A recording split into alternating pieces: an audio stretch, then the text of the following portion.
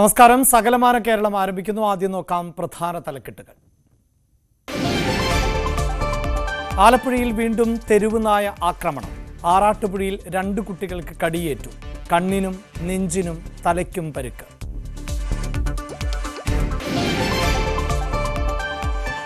കണ്ണൂർ കാക്കയങ്ങാട് പുലി കെണിയിൽ കുടുങ്ങിയ സംഭവത്തിൽ വനംവകുപ്പ് കേസെടുത്തു. ആരെയും പ്രതി ചേർത്തിട്ടില്ല. മലപ്പുറം നിലമ്പൂരിൽ കാട്ടാന ആക്രമണം. ഹരിതമിത്ര അവാർഡ് നേടിയ കർഷകന്റെ തോട്ടം നശിപ്പിച്ചു. വാൽപ്പാറയിൽ കാട്ടാന പോസ്റ്റ് ഓഫീസ് തകർത്തു.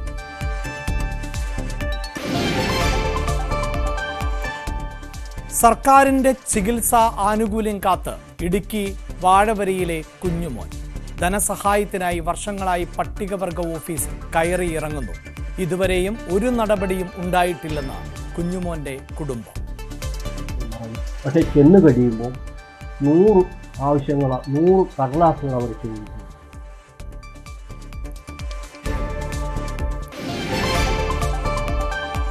പത്തനാപുരത്ത് 25 ആദിവാസി കുടുംബങ്ങൾക്ക് പട്ടയം. കുരിയോട്ടുമല പുനരധിവാസ കേന്ദ്രങ്ങളിലെ അംഗങ്ങൾക്ക് പട്ടയം നൽകിയത് കരുതലും കൈത്താങ്ങും അദാലത്തിൽ. പുറമ്പോക്കിൽ താമസിക്കുന്ന 762 പേർക്ക് ഉടൻ പട്ടയം നൽകുമെന്ന് മന്ത്രി ഗണേഷ് കുമാർ.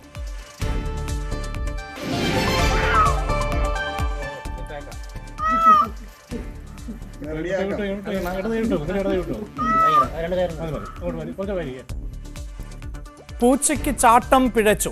തിരുവനന്തപുരം വിതുരയിൽ മരത്തിൽ പൂച്ച കുടുങ്ങി. ഫയർഫോഴ്സ് സംഘമെത്തി രക്ഷപ്പെടുത്തി.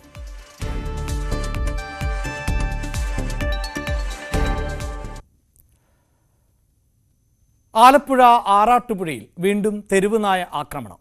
2 കുട്ടികൾക്ക് കടിയേറ്റു. 7 വയസ്സുകാരി ആയിഷ് ബി, 4.5 വയസ്സുകാരൻ ദർശിത് എന്നിവർക്കാണ് കടിയേറ്റത്. ആക്രമണത്തിൽ ആയിഷ് ബിയുടെ വലത് കണ്ണിനും തലയ്ക്കും പരിക്കേറ്റിട്ടുണ്ട്. ദർശിത്തിന് നെഞ്ചിലാണ് കടിയേറ്റത്.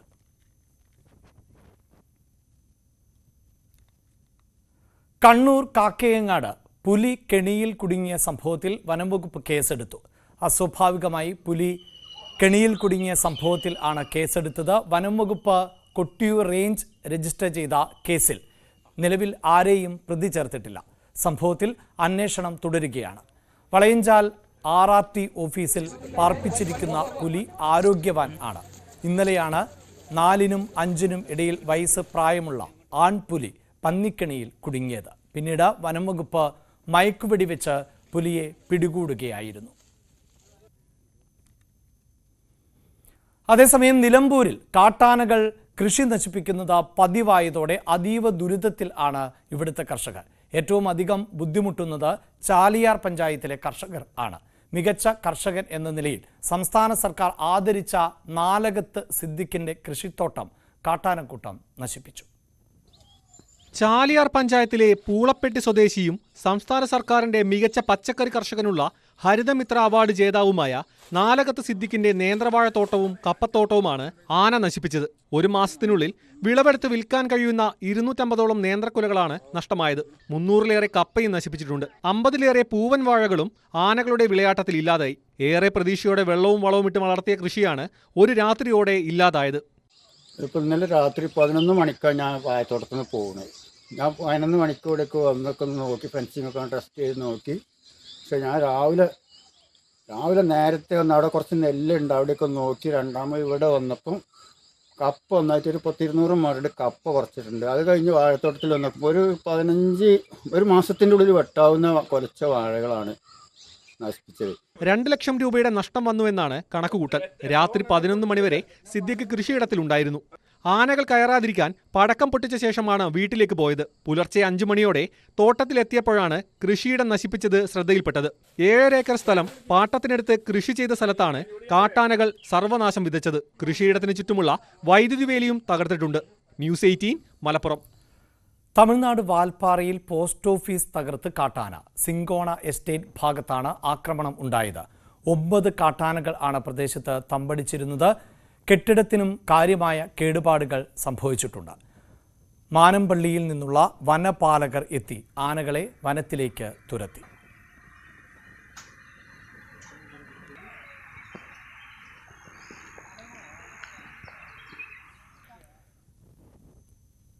തിരുവനന്തപുരം വിതുര മാങ്കാലയിൽ വീടിനു മുന്നിലെ മരത്തിൽ പൂച്ച കുടുങ്ങി. പേപ്പാറ മാങ്കാല അമാൻ മൻസിലിൽ സനൂജിയുടെ പറമ്പിലെ മരത്തിൽ ആണ് പൂച്ച കുടുങ്ങിയത്. വിതുരയിൽ നിന്നുള്ള ഫയർഫോഴ്സ് സംഘം എത്തി പൂച്ചയെ രക്ഷപ്പെടുത്തി.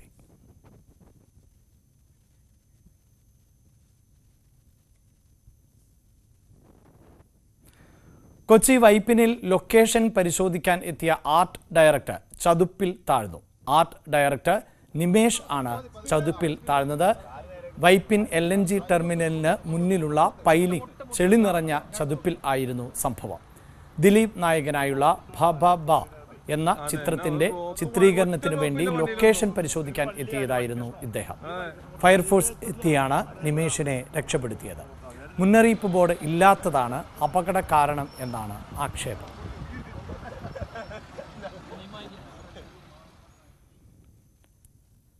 പത്തനംതിട്ടയിലെ നഴ്സിംഗ് വിദ്യാർത്ഥിനി അമ്മു സജീവിന്റെ മരണത്തിൽ 2 പേർക്കെതിരെ നടപടി.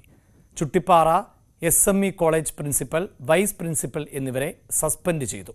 പ്രിൻസിപ്പൽ N അബ്ദുൾ സലാമിനെയും സൈക്യാട്രി അധ്യാപകൻ സജിയെയുമാണ് സസ്പെൻഡ് ചെയ്തത്. അന്വേഷണ വിധേയമായ സസ്പെൻഷൻ എന്ന് SME ഡയറക്ടർ അറിയിച്ചു. കാസർഗോഡ് പിതാവിനെ തലക്കടിച്ചു കൊന്ന കേസിലെ പ്രതിയായ മകനെ തൂങ്ങി മരിച്ച നിലയിൽ കണ്ടെത്തി. പള്ളിക്കര സ്വദേശി പ്രമോദാണ് മരിച്ചത്. പിതാവ് അപ്പക്കുഞ്ഞിയെ കഴിഞ്ഞ ഏപ്രിൽ 1 പ്രമോദ് കൊലപ്പെടുത്തിയത്. ജയിലിൽ ആയിരുന്ന പ്രമോദ് കഴിഞ്ഞ ഒക്ടോബറിൽ ആണ് ജാമ്യം ലഭിച്ച് പുറത്തിറങ്ങിയത്.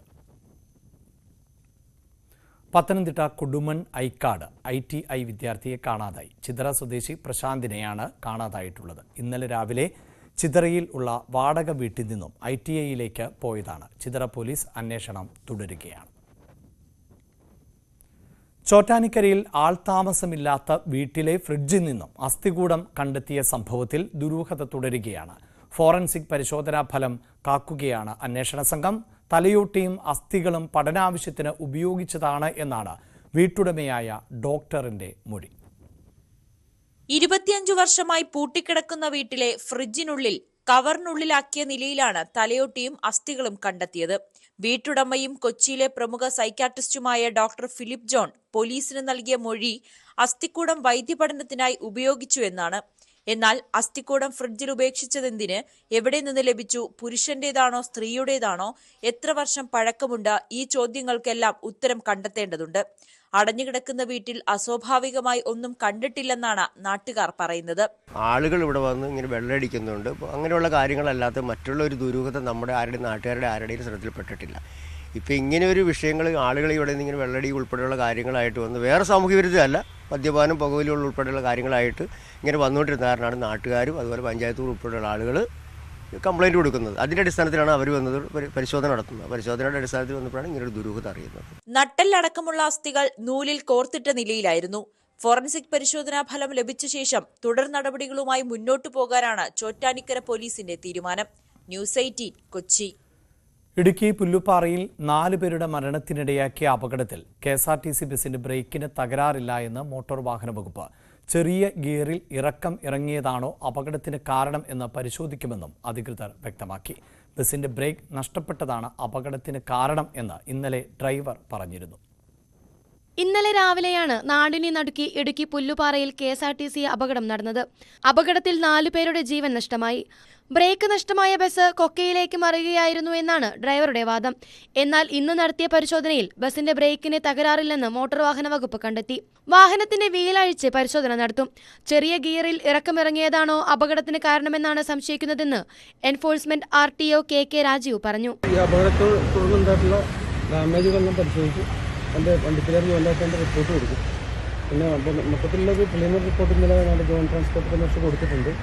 ഇനി ഇതിൻ്റെ ബ്രേക്ക് ഡ്രം അഴിച്ച് പരിശോധിക്കുന്നുണ്ട്. വീലഴിച്ച് അത് ഇവിടേക്ക് അഴിച്ച് പരിശോധിക്കാൻ പറ്റില്ല. അപ്പോൾ അടുത്ത തന്നെ ഒരു കൺസ്യൂമർ റിപ്പോർട്ടിൽ കൊണ്ടുപോകുന്നു പറഞ്ഞു. അപ്പോൾ അവിടെ തന്നെ അതുകൊണ്ട് അഴിച്ച് പരിശോധിച്ചിട്ട് എൻ്റെ ഫൈനൽ റിപ്പോർട്ട് നമ്മൾ തരും. ബസിന്റെ ബ്രേക്ക് ഡം അഴിച്ച് പരിശോധിച്ചാൽ മാത്രമേ കൂടുതൽ സ്ഥിരീകരണം ലഭിക്കൂ. ഇതിനായി ബസ് പൊൻകുന്നം ഡിപ്പോയിലേക്ക് മാറ്റും. വാഹനത്തിൽ സ്പീഡ് ഗവർണർ GPS ഉൾപ്പെടെയുണ്ട്. അവ പ്രവർത്തന യോഗ്യമാണോ എന്നത് നിലവിലെ സാഹചര്യത്തിൽ അറിയാൻ കഴിയില്ലെന്നും കൂടുതൽ പരിശോധനകൾ വേണമെന്നും മോട്ടോർ വാഹന വകുപ്പ് വ്യക്തമാക്കി. അപകട സ്ഥലത്ത് നിന്ന് ഇന്നലെ രാത്രിയോടെ റോഡിലേക്ക് കയറ്റിയ ബസ് പിന്നീട് പെരുവന്താനം പോലീസ് സ്റ്റേഷനിൽ എത്തിച്ചിരുന്നു. ബസ്സിൽ 3 ജീവനക്കാരടക്കം 37 പേരാണ് ഉണ്ടായിരുന്നത്. ന്യൂസ് 18 ഇടുക്കി. ഇന്നലെയുണ്ടായ അപകടത്തിൽ മാവേലിക്കര സ്വദേശികളായ 4 പേർ മരിച്ചതിന്റെ തീരാ ദുഃഖത്തിൽ ആണ് നാട്. അപകടത്തിൽ മരിച്ച സംഗീതിന്റെയും ബിന്ദു ഉണ്ണിത്താന്റെയും സംസ്കാര ചടങ്ങുകൾ നടന്നു. 4 പേരായിരുന്നു ഇന്നലെ അപകടത്തിൽ മരിച്ചത്.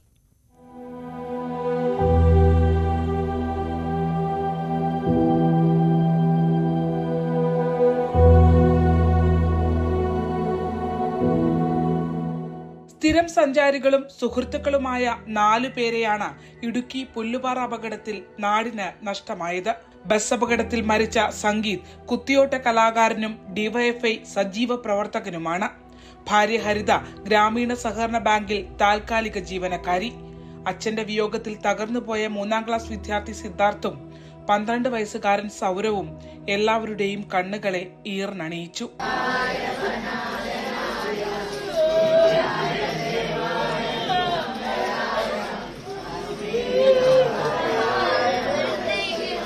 സംഗീതിന്റെ സംസ്കാരം 10 മണിയോടെ തട്ടാരമ്പലത്തിലെ വീടായ സോമസദനത്തിൽ നടന്നു.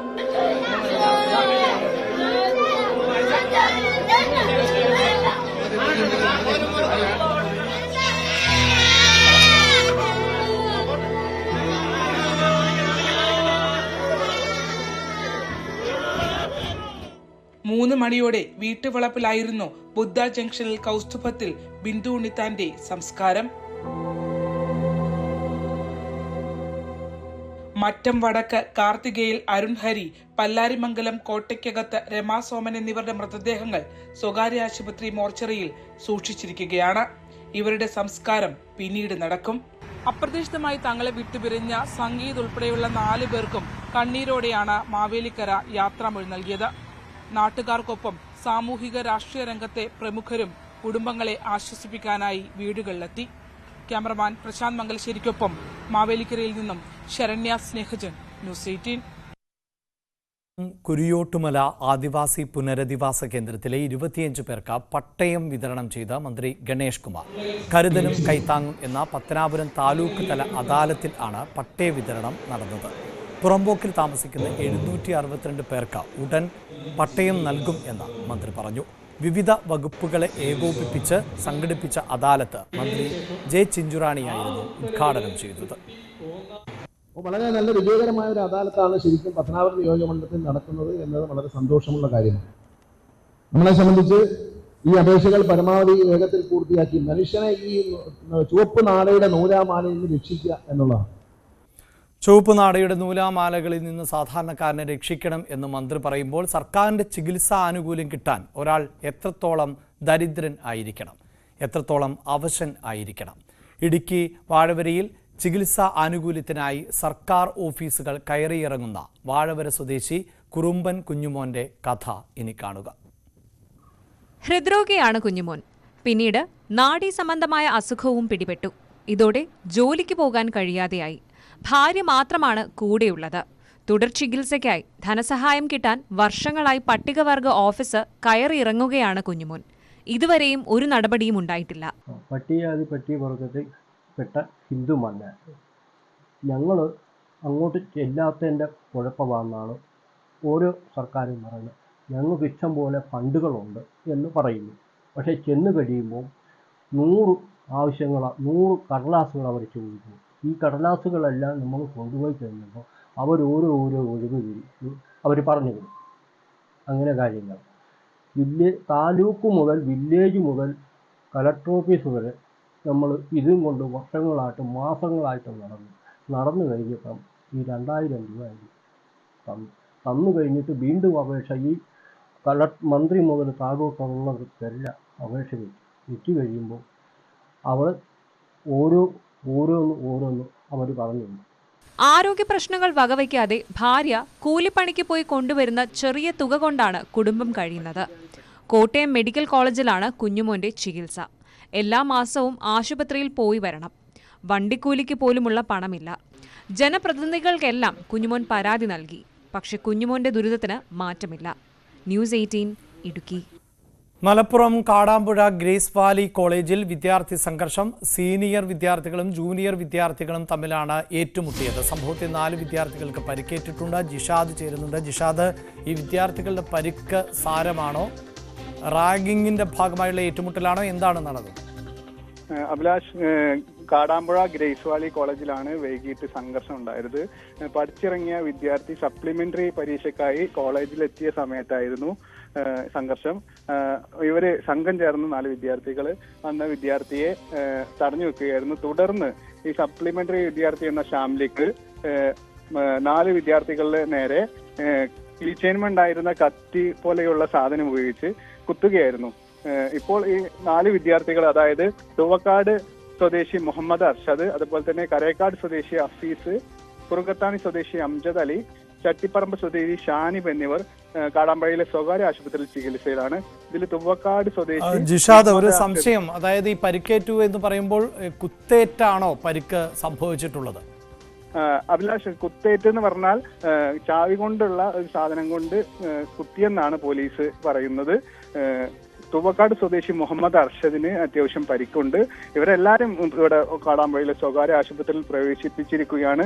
സംഭവവുമായി ബന്ധപ്പെട്ട് ഈ സപ്ലിമെന്ററി പരീക്ഷ എഴുതാൻ വന്ന വിദ്യാർത്ഥി ഷാംലിക്കിനെ കാടാമ്പഴ പോലീസ് കോളേജ് ഔട്ടായ കുട്ടികൾ ആണല്ലേ? അതായത് പഠനം കഴിഞ്ഞ് പിന്നീട് സപ്ലിമെന്ററി പരീക്ഷ എഴുതാൻ വന്നു എന്ന് പറയുമ്പോൾ ഇവർ ഇയർ ഔട്ടായ കുട്ടികളാണോ? ഈ 4 വിദ്യാർത്ഥികളും ഇവരട്ടല്ല, 3rd ഇയർ വിദ്യാർത്ഥികളാണ്. ഈ ഷാംലിക്ക് പരീക്ഷ എഴുതാനായി, സപ്ലിമെന്ററി പരീക്ഷ എഴുതാനായി വന്നതായിരുന്നു. ഈ സപ്ലിമെന്ററി പരീക്ഷ എഴുതാൻ വന്ന സമയത്ത് ഈ 3rd ഇയർ ആയ വിദ്യാർത്ഥികൾ ഷാംലിക്കിനെ തടഞ്ഞു വെച്ചതാണ് പ്രകോപനത്തിന് കാരണം. ഉടനെ തന്നെ ഷാംലിക്ക് ചാവിയമ്മ ഉണ്ടായിരുന്ന കത്തി പോലെയുള്ള സാധനം ഉപയോഗിച്ച് ഈ 4 വിദ്യാർത്ഥികളെ നേരെ ആക്രമിക്കുകയായിരുന്നു. അഭിലാഷ്, യെസ്, വാർത്തയുടെ വിശദാംശങ്ങൾ ആണ് ജിഷാദ് നൽകിയത്. സ്വർണ്ണക്കപ്പിനായി പോരാട്ടം.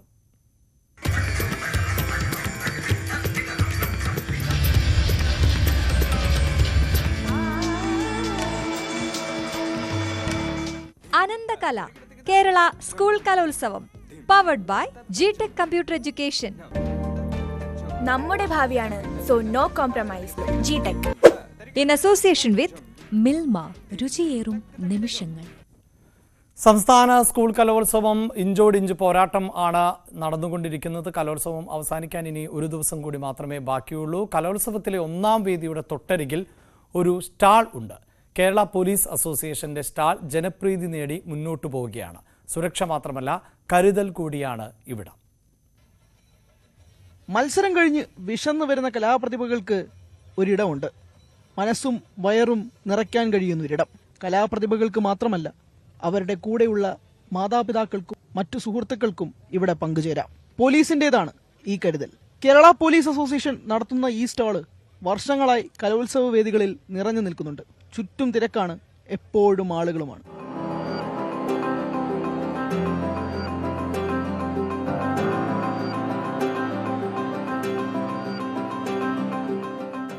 ഫണ്ട് ശേഖരിക്കാൻ മറ്റ് സ്ഥലങ്ങളിലൊന്നും പോകാറില്ല.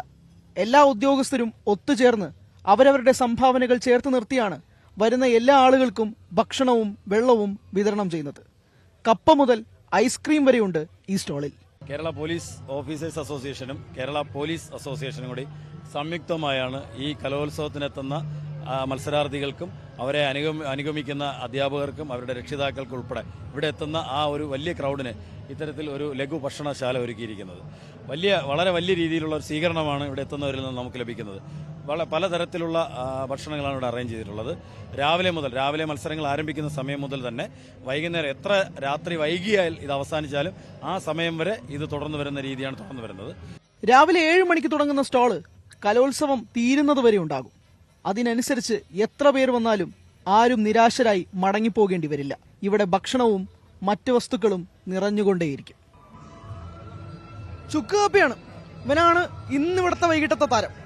ഇങ്ങനെ കപ്പ തൊട്ട് ഐസ്ക്രീം വരെ ഇവിടെ ഉണ്ട്. കലാപ്രതിഭകൾക്കും അവർക്ക് വരുന്ന കുടുംബങ്ങൾക്കും വീട്ടുകാർക്കും സുഹൃത്തുക്കൾക്കും ഒക്കെയായി കേരള പോലീസ് അസോസിയേഷൻ നടത്തുന്നതാണ്. വർഷങ്ങളായി തുടരുകയാണ്. ഇക്കൊല്ലവും അതിന് മാറ്റമൊന്നുമില്ല. ക്യാമറമാൻ ബിപിൻ മുരളിയോടൊപ്പം ഹരികൃഷ്ണൻ MS, ന്യൂസ് 18. ആഹാ, ഗംഭീര ഐറ്റമാണ്. അവതരണം കൊണ്ടും സമയം കൊണ്ടും മറ്റു മത്സരങ്ങളിൽ നിന്നും ഏറെ വ്യത്യസ്തം ഉള്ളതാണ് യക്ഷഗാനം. ഗ്ലാമർ ഇനമാണ്, അധ്വാനത്തിനും ഒട്ടും കുറവില്ല. കലോത്സവ വേദികൾക്കപ്പുറം ഈ സ്വത്വരൂപത്തിൻ്റെ, ഈ നൃത്തരൂപത്തിൻ്റെ പ്രസക്തി ചോദ്യം ചെയ്യപ്പെടുന്ന ഒന്നുകൂടിയാണ്. എന്നാൽ കലോത്സവത്തിൻ്റെ ആവേശവും കലയോടുള്ള സ്നേഹവും മാത്രമാണ് യക്ഷഗാനത്തെ ഇന്നും വേദിയിൽ എത്തിക്കുന്നത്. 400ഓളം വർഷത്തെ പഴക്കമുള്ള നൃത്തരൂപം ക്ലാസിക്കൽ കലാരൂപങ്ങളുമായി സാദൃശ്യം തോന്നുമെങ്കിലും അടിസ്ഥാനപരമായി ഒരു നാടൻ കല. രാമായണവും മഹാഭാരതവുമൊക്കെ ഇതിവൃത്തങ്ങൾ. തട്ടിൽ കയറാൻ ലക്ഷങ്ങളുടെ ചിലവ്. ഭാഷ കൊണ്ടും വേഷം കൊണ്ടും മുഖത്തെഴുത്തുകൊണ്ടും കളർഫുൾ മത്സരം. 12 ജില്ലകളിൽ നിന്നും മത്സരാർത്ഥികൾ ഉണ്ടെന്നതും നിറഞ്ഞ സദസ്സിന് മുൻപിൽ അവതരിപ്പിക്കാൻ കഴിഞ്ഞു എന്നതുമാണ് ഇത്തവണത്തെ യക്ഷഗാനത്തിന്റെ മാറ്റുകൂട്ടിയത്. തട്ടിൽ കയറുന്ന പല സ്കൂളുകളിലെയും കുട്ടികളാകട്ടെ മാധവൻ മാഷിന്റെ ശിഷ്യരാണ്. വർഷങ്ങളായി കലോത്സവ വേദികളിലെ യക്ഷഗാന മത്സരം അങ്ങനെ തന്നെയാണ്. ഞാൻ യക്ഷഗാനം ജീവിതം 42 വർഷമായി, പിന്നെ കലോത്സവത്തിൽ 20 വർഷമായി. എൻ്റെ പ്രശ്നമല്ല, വേറെ ടീമുകാർക്ക് 1,80,000 2 ലക്ഷം വരെ ചിലവ് വാങ്ങുന്ന ആൾക്കാരുണ്ട്. അപ്പോൾ അത്ര ചിലവുണ്ട്. പിന്നെ ഇതിൽ ഏറ്റവും കൂടുതൽ വേദന സഹിക്കുന്ന എൻ്റെ കുട്ടികളാണ്. കിരീടം കെട്ടിയിട്ട് വേദന ഉണ്ട്, നല്ലോണം വേദന ഉണ്ട്. ക്ഷേത്രങ്ങളിൽ വളരെ ഭക്തിയോടെ അനുഷ്ഠിച്ചു പോരുന്ന കലാരൂപമാണ് യക്ഷഗാനം. കർണാടകയിൽ ഉരുത്തിരിഞ്ഞ നാടോടി കലാരൂപമായതിനാൽ കന്നഡ ഭാഷയിലാണ് ഇത് അവതരിപ്പിക്കേണ്ടത്. സംഭാഷണങ്ങളും സംഗീതവുമൊക്കെ കന്നഡയാണ് എന്നുള്ളത് തന്നെയാണ് ഏറ്റവും വലിയ വെല്ലുവിളി. കുറേ നാൾ പിടിച്ചു പഠിച്ചൊക്കെ എടുത്താൻ. കാരണം അവരുടെ സ്ലാങ് ഒന്ന് തെറ്റിപ്പോയാൽ അർത്ഥം തന്നെ മാറിപ്പോവും. അത് കാരണം ഞങ്ങൾ ഒത്തിരി പ്രയത്നിച്ചു ഇതിനു വേണ്ടി. ഡയലോഗ് പഠിക്കാൻ ഏറ്റവും ടഫ്. കാരണം നമ്മുടെ സ്ലാങ്ങും അവർ കന്നഡ പറയുമ്പോൾ അക്ഷരങ്ങൾ മാറുമ്പോഴത്തേനും അർത്ഥം മാറിപ്പോവും. അപ്പോൾ വേറെ പല വാക്കുമോ, അപ്പം ഡയലോഗാണ് പാട്. ചമയം മുതൽ അവതരണം വരെ ഏറെ പ്രയാസമാണ് യക്ഷഗാനത്തിന്റെ ഒരുക്കങ്ങൾക്ക്. എന്നാൽ കേരളത്തിൽ കാസർഗോഡ് മാത്രം ഇന്ന് പ്രചാരത്തിലുള്ള യക്ഷഗാനം ഇന്നും നിലനിൽക്കുന്നത് തന്നെ കലോത്സവ വേദികളിലൂടെയാണ്, കലോത്സവങ്ങളിൽ മാത്രമാണ്. ഇതിപ്പോൾ നേരത്തെ മാഷ് പറഞ്ഞ പോലെ ഈ നല്ല വെയിറ്റാണ്, പഠിച്ചെടുക്കാൻ കുറച്ച് ബുദ്ധിമുട്ടാണ്. അതിനപ്പുറത്തോട്ട് ഇത് യൂത്ത് ഫെസ്റ്റിവൽ കഴിഞ്ഞിട്ട് ഇപ്പോൾ നമ്മൾ ഈ ഭരതനാട്യം, മോഹിനിയാട്ടം പോലെയൊന്നും വേറെ ഒരു കലയായിട്ട് അധികം കാണാറില്ല.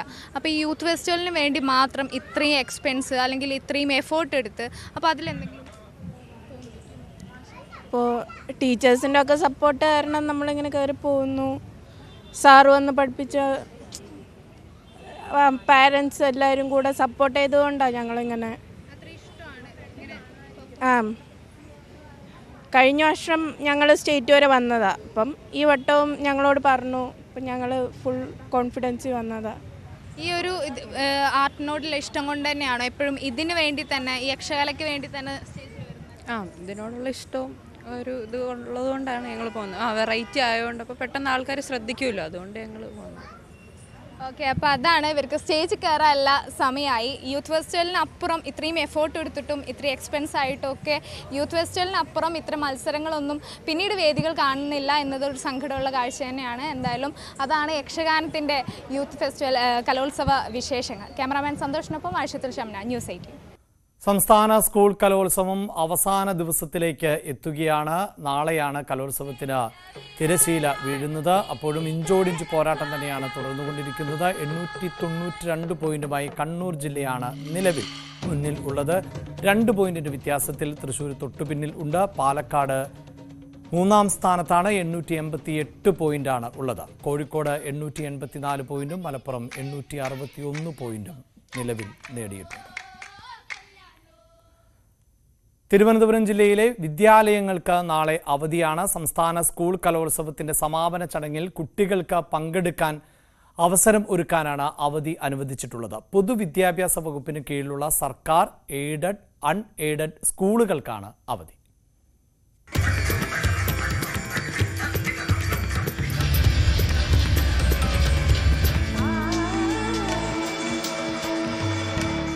അനന്തകല Kerala school Kalolsavam powered by GTEC computer education. നമ്മുടെ ഭാവിയാണ്, so no compromise. GTEC in association with Milma, രുചിയേറും നിമിഷങ്ങൾ. സന്നിധാനം ഭക്തിസാന്ദ്രം.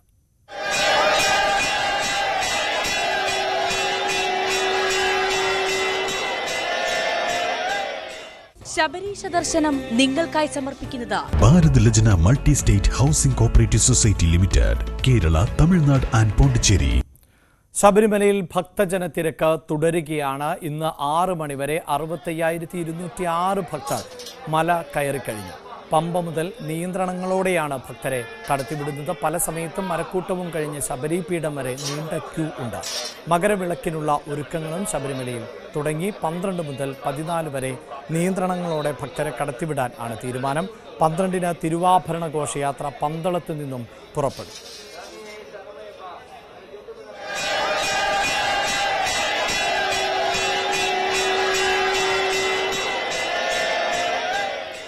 ശബരീശ ദർശനം നിങ്ങൾക്കായി സമർപ്പിച്ചത് Bharat Lajna multi state housing cooperative society limited, Kerala, Tamil Nadu and Pondicherry. സകലമാന കേരളം പൂർണ്ണമാകുന്നു. ഇനി പ്രൈം ഡിബേറ്റിൽ മഞ്ജുഷ് ഗോപാൽ ചേരും. നമസ്കാരം.